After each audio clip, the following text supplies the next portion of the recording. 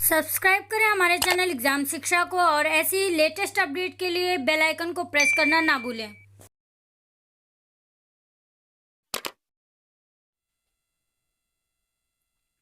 Hello guys, आज का जो टॉपिक है वो है क्लॉटिंग ऑफ ब्लड। इससे पहले हमने ब्लड का एक पार्ट 1 बनाया था जिसमें हमने ब्लड कितने प्रकार का होता है और ब्लड के जितने भी पार्ट्स होते हैं उन सभी को बता रखा है। तो आज का जो टॉपिक है वो है रक्त का थक्का जमना यानी क्लॉटिंग ऑफ ब्लड। तो रक्त का थक्का जमना कहते हैं किसको है? शरीर में कहीं भी चोट लग जाए, रक्त बहने लगता है, उसके बाद में वो रक्त जब जमता है, जमने की प्रक्रिया को ही रक्त का जमना या क्लॉटिंग ऑफ ब्लड कहा जाता है। ठीक है, और जमने की जो क्रिया होती है उसको कैस्केडिंग प्रोसेस भी कहते हैं। और जो ये कैस्केडिंग प्रोसेस होती है ये 4 मिनट में कंप्लीट होती है। कितने मिनट में? 4 मिनट में ये प्रक्रिया कंप्लीट होती है। मतलब जब भी आप कटेंगे या कोई चोट लगेगी, ब्लड जहाँ से निकल रहा होगा उसको ज़्यादा से ज़्यादा 4 या 5 मिनट तक पकड़ के रखा जाता है। उसके बाद में ब्लड ऑटोमेटिक बंद हो जाता है, यानी कि ये कैस्केडिंग प्रोसेस क्या हो जाती है? कंप्लीट हो जाती है। ठीक है, तो अब हम बात कर लेते हैं कि ये पूरी क्रिया होती कैसे है। तो सबसे पहले इस क्रिया में हमने कल वाली जो वीडियो थी यानी पार्ट 1 जो वीडियो थी उसमें बता रखा था कि रुधिराणु का एक जो पार्ट होता है वो होता है थ्रोम्बोसाइट। थ्रोम्बोसाइट यानी कि प्लेटलेट्स की जो संख्या होती है वो बता रखा था कि 2 लाख होती है। ठीक है, और इसका जीवन काल जो होता है वो 4 वीक्स होता है यानी 28 दिन होता है। ठीक है, तो ये क्या होता है, जैसे ही हमारे शरीर में चोट लगती है यानी ब्लड निकल रहा होता है तो ये थ्रोम्बोसाइट क्या होता है? वायु के संपर्क में। अब ये थ्रोम्बोसाइट किस में बह रहा है? प्लाज्मा में। रक्त हमारा कितने प्रकार का था? 2 प्रकार का, प्लाज्मा और रुधिराणु। ठीक है, कार्पेल्स यानी कि। तो अब हम बाय प्रोसेस देख लेते हैं कि कैसे रक्त की जमने की जो क्रिया होती है वो कितने स्टेप में कंप्लीट होती है। तो सबसे पहला स्टेप आता है थ्रोम्बोसाइट से स्टार्ट होता है। और नेक्स्ट वीडियो में, इससे पहले वाली जो वीडियो हमने बनाई थी उसमें क्या था कि ब्लड को हमने 2 पार्ट्स में डिवाइड किया था, प्लाज्मा और रुधिराणु। जो प्लाज्मा था वो लिक्विड फॉर्म होता था, रुधिराणु जो है वो ठोस अवस्था में होता था यानी क्रिस्टलीय रूप में। और उसके भी 3 पार्ट्स थे, आरबीसी, डब्ल्यूबीसी और प्लेटलेट्स। प्लेटलेट्स का जो साइंटिफिक नेम है वो क्या है? थ्रोम्बोसाइट। ठीक है, थ्रोम्बोसाइट को प्लेटलेट्स बोलते हैं और ये क्या होता है? इसकी संख्या 2 लाख होती है और इसका जीवन काल जो होता है वो 28 दिन यानी कि 4 वीक्स होता है। ठीक है, शरीर में किसी भी अंग से क्या हो रहा होता है? ब्लड निकल रहा होता है। तो जब ये प्लेटलेट्स यानी थ्रोम्बोसाइट वायु के संपर्क में आता है तो ये क्या बन जाता है? थ्रोम्बोसाइट बन जाता है थ्रोम्बोप्लास्टिन। क्या बन गया? थ्रोम्बोप्लास्टिन बन गया।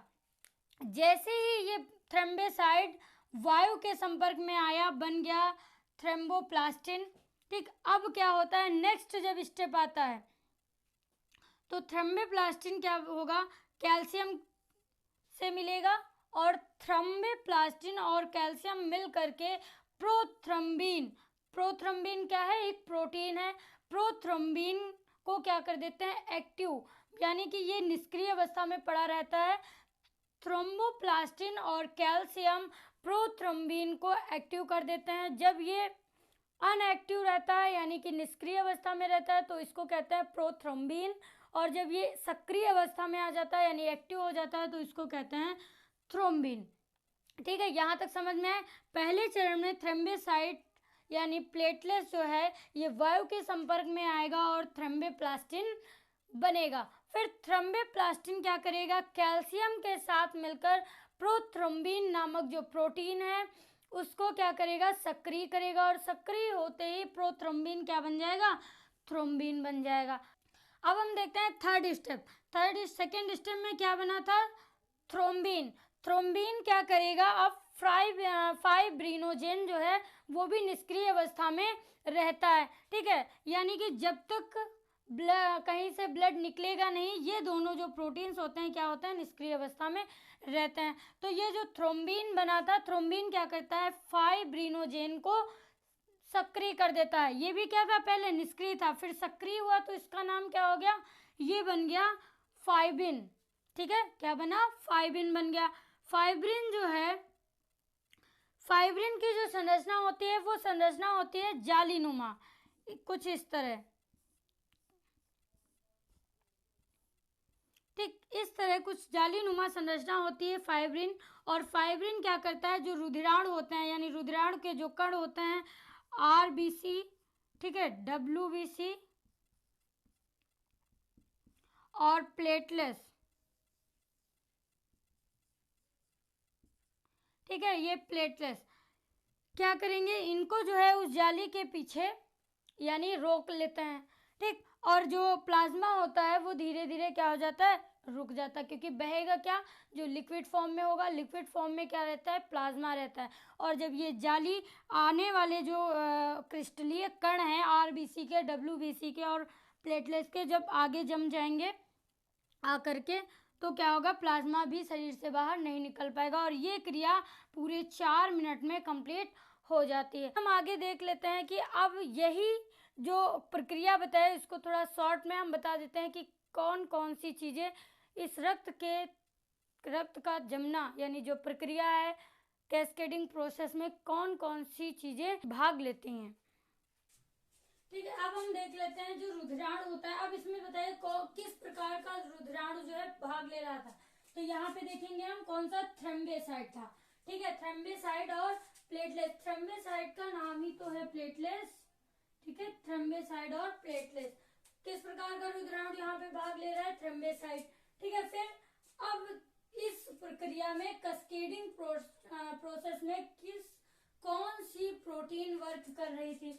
तो प्रोटीन कौन सी थी, 2 प्रकार की प्रोटीन थी, प्रोथ्रोम्बिन और फाइब्रिनोजिन। तो प्रोटीन कौन कौन सी हो गई, फाइब्रिनोजिन। फिर धातु या तत्व कौन सा था, तो धातु कहाँ पे था, कौन सा, कैल्शियम, कैल्शियम हो गया। और विटामिन कौन सा था, के। ये जो के विटामिन होता है ये क्या करता है, इन सभी को उत्तेजित करता है यानी एक्टिव करता है कि आप ये काम जल्दी से समाप्त करिए। तो ये इतना समझ में आया। सबसे पहले क्या होगा, थ्रम्बेसाइट जो होता है वायु के संपर्क में आने से थ्रोम्बोप्लास्टिन का निर्माण करता है। थ्रोम्बोप्लास्टिन जो है वो कैल्शियम के साथ मिलकर प्रोथ्रोम्बिन को एक्टिव करता है। तो एक्टिव होने के बाद प्रोथ्रोम्बिन जो है थ्रोम्बिन बन जाता है। ठीक है, अब थ्रोम्बिन जो क्या करता है, फाइब्रिनोजेन को एक्टिव करता है। फाइब्रिनोजेन एक्टिव होने के बाद में फाइब्रिन बन जाता है। फाइब्रिन को की जो संरचना होती है वो जालीनुमा होती है, जिसके कारण रुधिराणु के जो कार्पेल्स होते हैं यानी जो कार्पेल्स हैं आरबीसी, डब्ल्यूबीसी, प्लेटलेट्स, ये क्या होंगे, ये इसी जाली में फंस जाते हैं और धीरे धीरे रक्त का बहना बंद हो जाता है। ठीक है, ये समझ में आया। हमने बता दिए कौन कौन से तत्व भाग लेते हैं रुधिराणु में, प्लेटलेट्स, प्रोटीन में फाइब्रिनोजेन और प्रोथ्रोम्बिन। तत्व की बात करें तो कैल्शियम और विटामिन की बात करें तो विटामिन के। तो समझ में आ गया कि रक्त के तक का जमने में किन चीजों का योगदान होता है। ठीक है, अब हम बात कर लेते हैं, एक तो रक्त अगर जमेगा नहीं, अगर कट जाए तो जमना चाहिए। दूसरी चीज, शरीर में रक्त को जमने भी नहीं देना है। अगर शरीर में रक्त जम जाएगा तो क्या होगा, हेमरेज नामक बीमारी हो जाएगी यानी नसों का फट जाएंगी, नसें क्या होंगी, फट जाएंगी और उसको कहते हैं हेमरेज। और ये जो बीमारी होती है ये ब्रेन में ज्यादा होती है, क्योंकि ब्रेन की जो नसें होती हैं बहुत ही पतली होती हैं, जिसके कारण नसें फट जाती हैं और उसे कहते हैं ब्रेन हेमरेज। ठीक है, तो ये इसी प्रकार का, क्योंकि 2 जो प्रोटीन है फाइब्रिनोजेन और प्रोथ्रोम्बिन, ये क्या कर रहे हैं, रक्त को जमा रहे हैं। ये सारी चीजें मिलकर के क्या कर रही हैं, रक्त को जमाने का प्रयास कर रही हैं। और एक जो एंटी क्लॉटिंग होता है हेपेरिन, हेपेरिन भी क्या है, एक प्रकार का प्रोटीन है जो कि क्या करता है, शरीर के अंदर रक्त को जमने नहीं देता है। कारण क्या है, देखिए, अब इसके साथ अगर ये रक्त को जमने नहीं दे रहा है तो बाहर रक्त जमता कैसे है, तो जब तक ये शरीर के अंदर रहता है हेपेरिन तो अंदर का रक्त नहीं जमता है। ठीक है, इसके साथ एक कंडीशन ये रहती है कि जैसे ही हेपेरिन वायु के संपर्क में आएगा ये नष्ट हो जाएगा।